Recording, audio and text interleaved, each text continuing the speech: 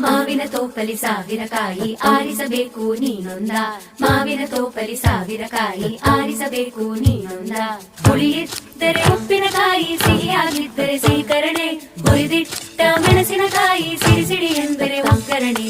ಮಾವಿನ ತೋಪಲಿ ಸಾವಿರ ಕಾಯಿ ಆರಿಸಬೇಕು ನೀನೊಂದ, ಒಂದೇ ಹಣ್ಣಲ್ಲಿ ಬಗೆ ಬಗೆ ರೀತಿ ಇಟ್ಟನು ಯಾಕೆ ಭಗವಂತ.